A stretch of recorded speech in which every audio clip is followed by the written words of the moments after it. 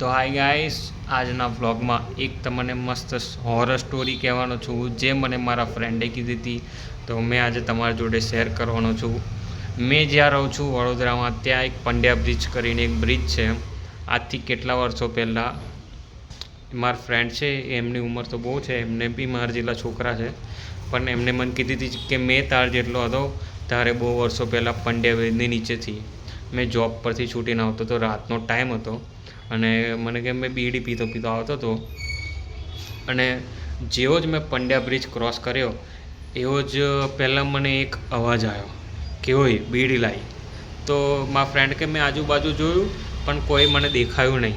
તો મેં ઇગ્નોર કરીને આગળ વધવા લાગ્યો. તો પછી થોડો આગળ વધ્યો ને તો પાછો અવાજ આવ્યો કે ઓય બીડી લાવી. આખો થોડો ભારે ને એવો અવાજ હતો ગુસ્સામાં. તો એ ભાઈબંધ પાછો ઊભો રહીને આમ તેમ જોયું પણ આગળ પાછળ જોયું, કોઈ એને કંઈ દેખાયું જ નહીં.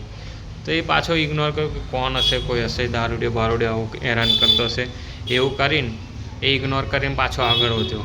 પછી ત્રીજી વખત પાછો એવો ભયંકર અવાજ આવ્યો અને ત્રીજી વખત જેવું જ એને પાછળ વળીને જોયું ને, બ્રિજની ઉપરથી હાથ લાંબો થઈ નીચે આવ્યો હતો અને એને જેવો જોયો આમ ઉપર કે બ્રિજની ઉપર આમ હાથ છે, બીડી માચીસ બધું તઈ ફેંકીને જે દોડ્યો છે, મને એવું કહેતો જે યશ મેં દોડ્યો છું 2 દિવસ સુધી, મને 3 દિવસ સુધી તાવ આવી ગયો હતો. એટલો ભયંકર એ સીન હતો. તો આવા નવા બ્લોગ જોવા માટે, આવા નવા હોરર સ્ટોરી સાંભળવા માટે સબસ્ક્રાઈબ કરો તમારા ભાઈની ચેનલને. મળે છે નેક્સ્ટ બ્લોગમાં. બાય.